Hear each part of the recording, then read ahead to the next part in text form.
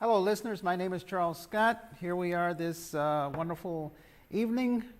Today, we're going to give you some information that can be helpful with you in planning your daily life and also save you some money, possibly, because today's topic, we're going to talk about some issues that could possibly occur with your home and what you can do to avoid those issues, and also if you have a home right now presently, give you some issues on how to save some money on your insurance and planning and remodeling. My name is Charles Scott. I am the broker owner for Tri-State Realty, and the name of the program is called Can We Talk? It's an informative program. We talk about subjects that may be helpful during your daily life and some of the current events that are going on. There's quite a few things that are going on in the world, and you know, it's amazing how small a world that we have and how many things are related. A small thing as a container, well, I can't say it's small. A container ship getting stuck in the Suez Canal has disrupted all of the supply chain throughout the entire United States, and prices have risen because of that, and materials are hard to get. So a lot of things that happen when we read the newspaper and we see that they may happen thousands of miles away, and we may say, well, you know, that has nothing to do with me. Well, with the way the world is connected today, a lot of things have to do with the individual person out there, and as far as insurance rates or availability of getting merchandise or even raw materials. For example, in the last week or so, we've heard a lot about wildfires, all of the fires that have occurred in California, throughout the area.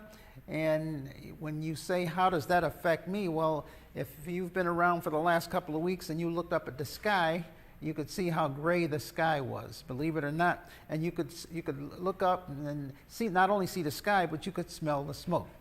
I know I was at my home a couple of weeks ago, and I smelled a burning. It smelled something like a wire burning, and I said, what the heck is that?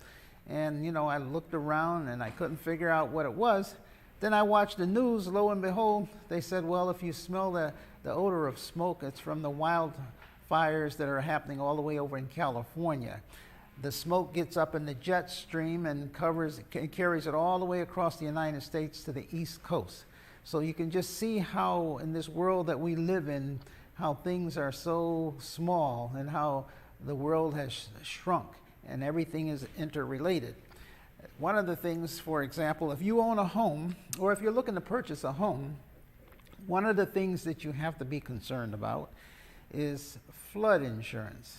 Flood insurance is a big thing right now, and it's always been big, but it's bigger than ever before now because of the cost of purchasing a home and the additional costs that you have. So if you're looking to purchase a home and you're going out there to buy a home, make sure you realize that if the property is in a flood area, the flood insurance is very expensive.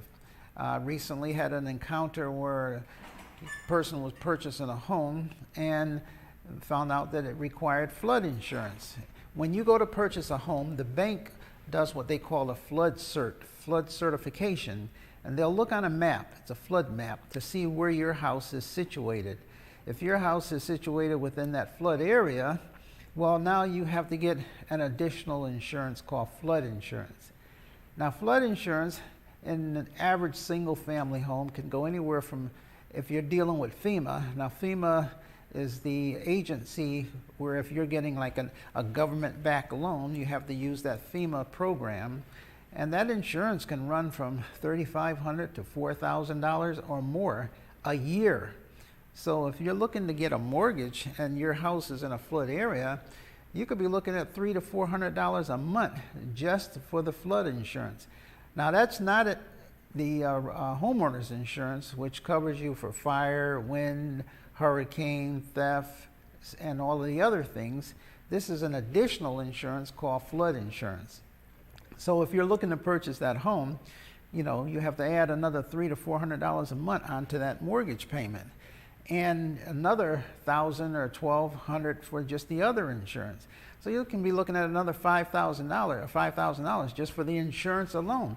That has nothing to do with the mortgage principal and interest and the taxes. So, and then also that other insurance called PMI, which is if you put less than 20% down on the house, then you have to get another mortgage insurance.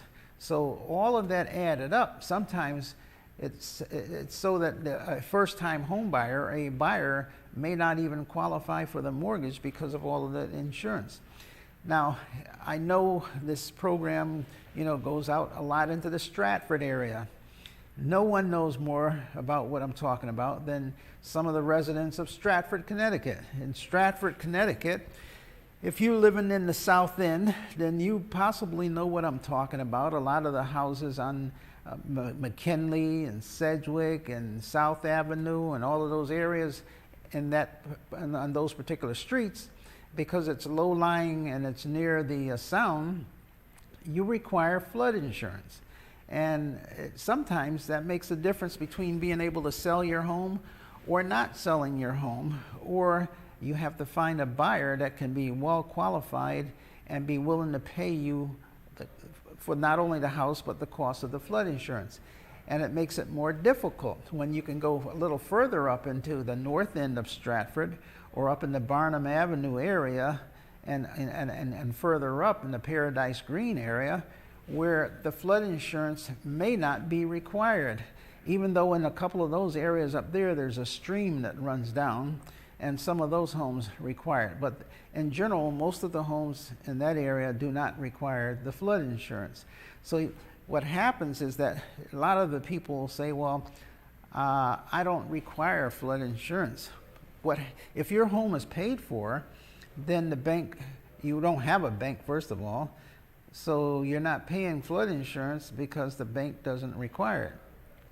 But remember, if someone new is buying that house, they are going to be having to pay for the flood insurance. And also the maps change. Years ago, the areas in the flood maps were not where they are now. They were further towards the water. And over the years, with all of the flood, and with all of the storms that we've had, they've increased the area of the flood insurance so that homes that did not need flood insurance before now need flood insurance. And this is all across the United States. This is not just in the state of Connecticut where I am, because I have to realize this broadcast goes in the YouTube, it goes all throughout the United States.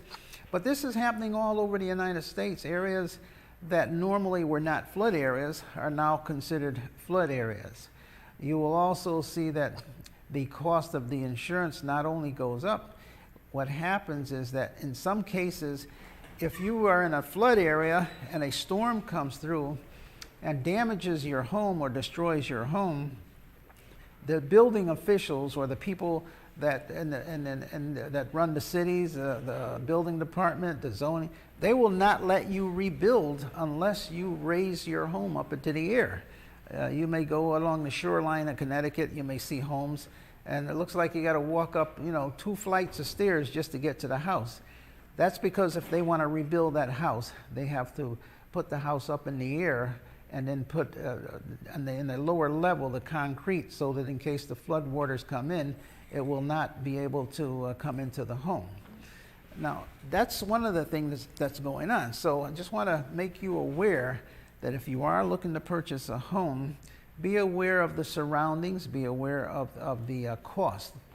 Another thing that's happened, this phenomena that's happened within the last 3 months, is I don't know if you've been to the lumber yard lately, or if you had to go to Home Depot or Lowe's or whatever to buy a piece of wood.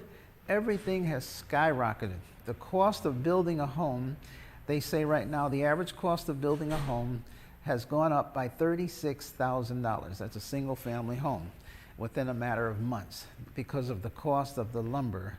And not only that, the availability of the lumber. So everything has skyrocketed, and to build a house or to remodel your house, you'll notice that the cost has really escalated. And that's because a lot of the lumber comes out of Canada, comes out of the certain areas, and because of the tariffs, because of the additional cost, the costs have not only increased, but there's availability. In some cases, you can't even get certain items.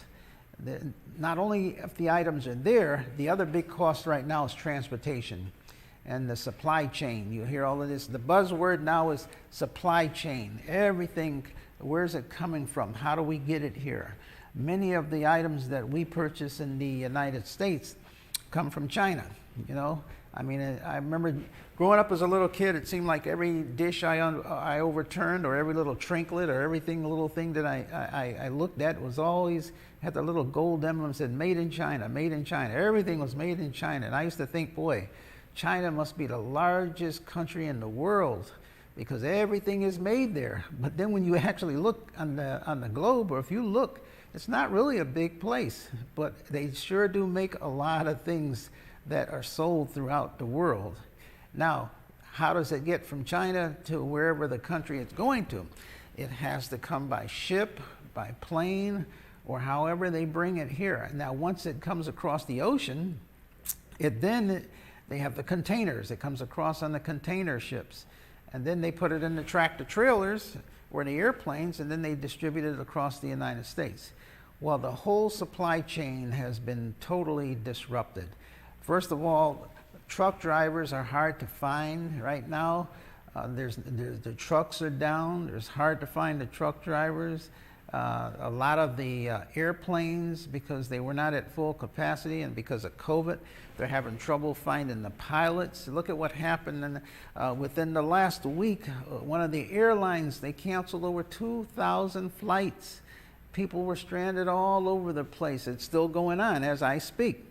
And that's because of once you start something up, now you have to get the supplies.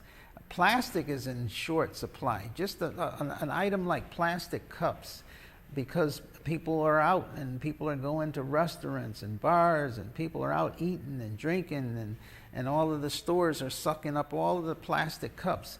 Plastic cups are a very hard commodity to find right now. And you call around all the warehouses and you ask them for a 16-ounce plastic cup and they laugh at you like, where have you been? And so it's small things that we would never think of. A couple of weeks ago, a friend of mine has a restaurant. He was having trouble finding straws.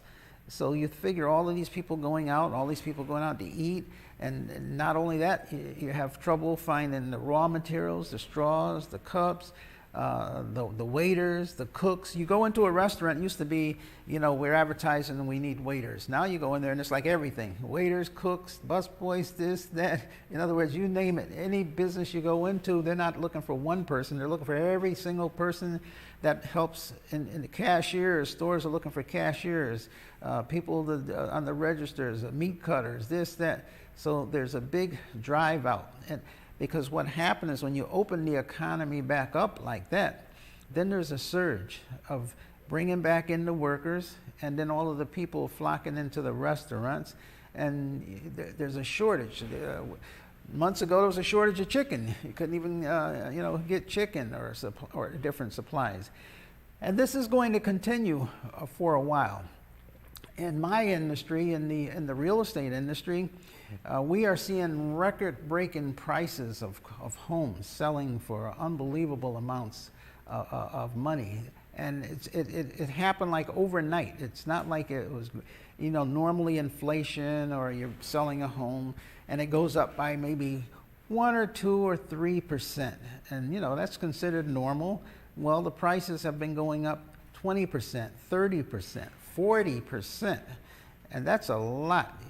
And all of these prices will continue to go up. And I watched a very informative program the other day, and it was on the Bloomberg report and the financials reports.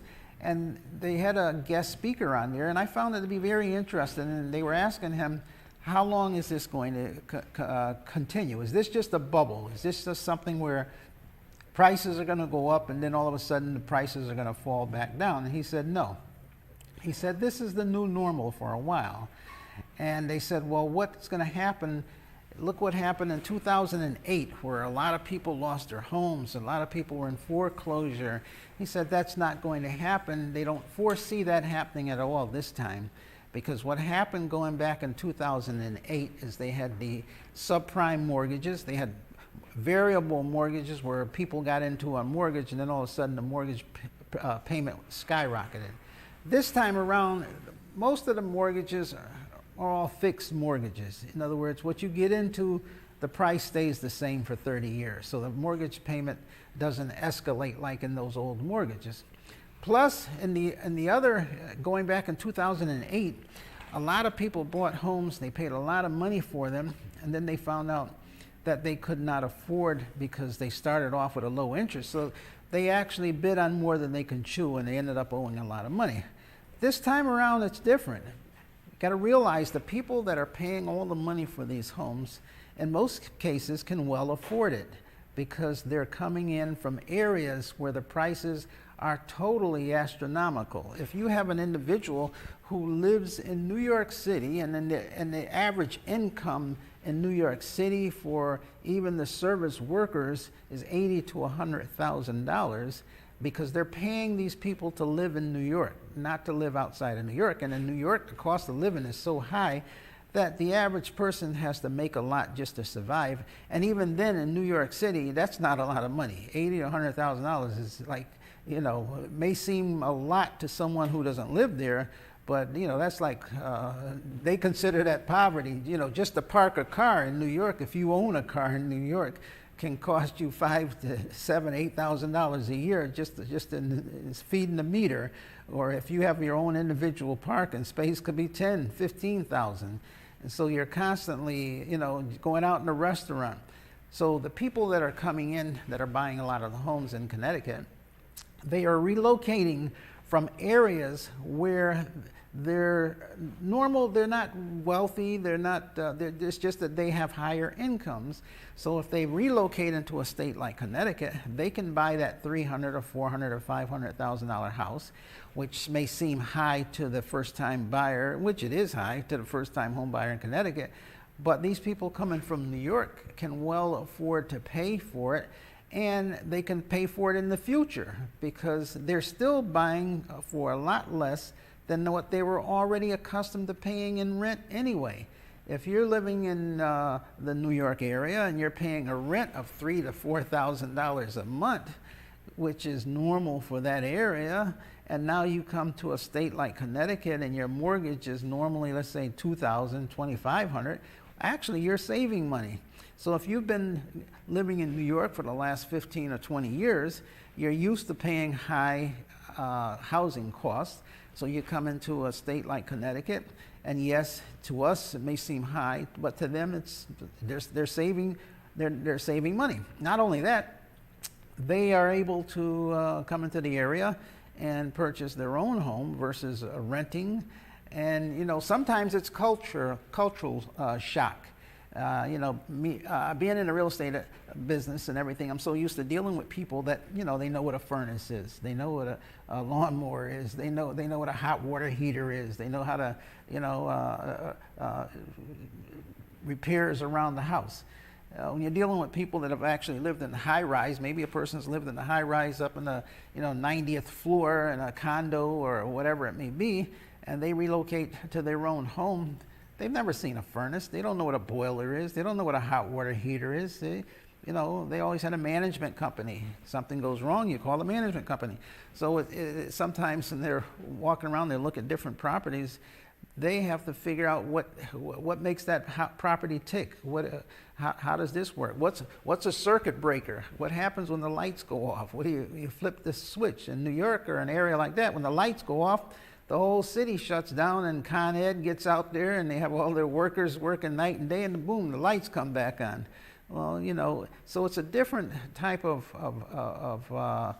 culture. These people can afford these homes, but the main thing I'm pointing out is that the prices won't drop anytime soon because there's enough fuel to fuel the fire, and people coming in, people buying. Don't expect prices of lumber to go down too much anytime soon, because you know what? After you cut all the logs down and after you build all of the homes, you know, and you plant the new seeds, you know, it's not like you put it in a test tube and voila, we got lumber all of a sudden. They got to plant the trees. The trees have to grow. Trees have to be cut down. They have to be created into lumber. So all of these things take time. And the time it takes to do all of these things is the prices will stay high until the market survives. And so this economist was saying, well, this is the new normal. And one of the points that he made was that the person who was questioning him was saying, well, the people are overpaying for all of these homes. And he's saying, what is overpayment? In other words, if the value of something is based upon what someone is willing to pay, that creates value. So if a lot of people are willing to pay what the price is or more, then that is the value. That's the new value of that item. You see it all the time in art auctions. If you go to an art auction where they auction off art, and if they auction off coins, and you see people, they bid one against the other. This one bids that, this one. So it keeps going back and forth. And then you see in the paper, well, this piece of art sold for $5 million. Previously, it only sold for $4 million or $3 million or whatever it may be. So now that becomes the new value of that piece of art. And they have tons of people that show up at all these auctions, fill the rooms up looking to bid because they want to get in and buy the item, because in the long run, that's how they set up their retirement. People, they don't buy the art just to put it on the wall, just to look at it. That art is for their retirement, is for their investment. If they've got money sitting in the bank and it's earning them a quarter of a half of 1%, and then by the time they pay tax, they're right back where they started from. The way they look at it is they can invest in art. They can buy things that the average person would never in the world ever think about buying or wonder why they're even buying it. But they buy it because they're looking at the future value. And the value is determined by the scarcity of the item and the amount of people that want to buy that item. It's called supply and demand. And as long as the demand is there, the item will always fetch a higher price. And if the higher the demand and also the scarcity of the item, the price will increase. So that's what happens when it comes to real estate. And the same thing is happening right now with the real estate. When you're looking to get lumber, or if you're looking to get workers, or no matter what it may be, the cost is going to be determined by how readily available these people are to go out there and work. So you have to take that into consideration. Another question that they asked the gentleman is, should we buy? And he said, yes. He said one of the things was, he said, buy now, or if you're in a position to sell now and buy now. And the other question was, well, if I sell now, I'm still going to have to buy high. And he said, yes, that's true. But what you buy high in the long run will appreciate, so you're still ahead of the game. He says you're going to sell high and buy not high, but buy whatever is the value at that particular time. You can't look at it as buying high. You look at it, well, I'm buying this now and the value later on will be worth more money. Because when you bought that original house and you bought it then, it seemed like a reasonable buy. And if you had said, well, it's costing me too much, I'm not going to buy it, well, you wouldn't be in the position that you're in now with the equity that you have in your particular property now.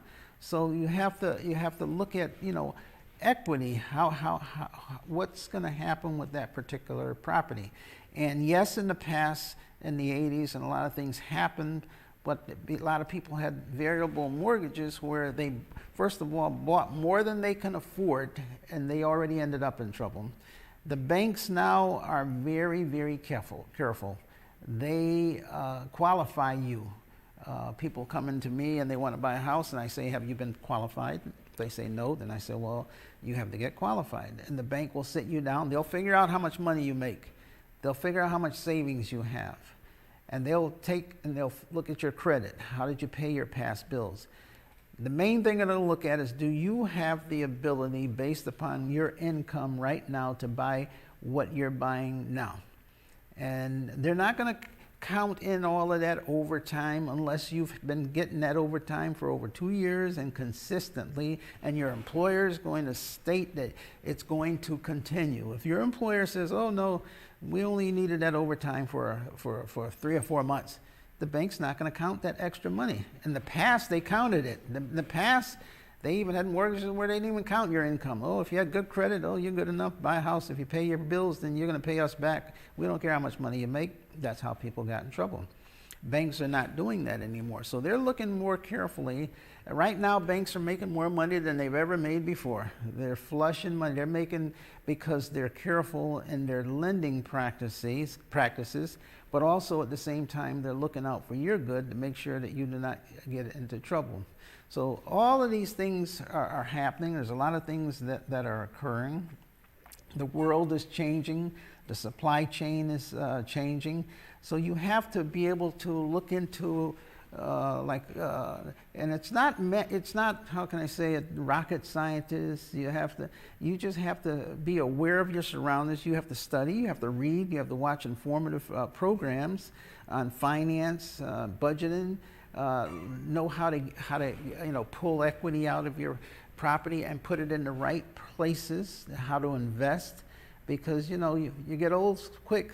Things go by fast. Before you know it, the kids are just born and they're little kids. Next thing you know, they're in grammar school, high school, college. They're gone. You're stuck there. And then all of a sudden you're saying to yourself, what am I going to do now?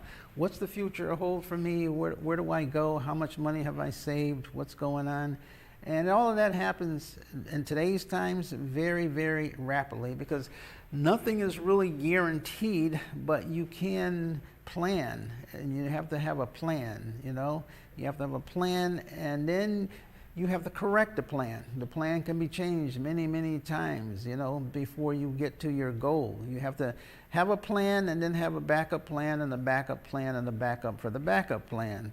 And you have to keep changing course. When a ship leaves out a harbor and it goes all the way to another port, they have to correct that ship many, many times before it gets to where it's going. You see the person up there, he's looking at that little computer and he's changing from here. The wind pushes the ship this way, the water pushes it this way. So they're making corrections constantly.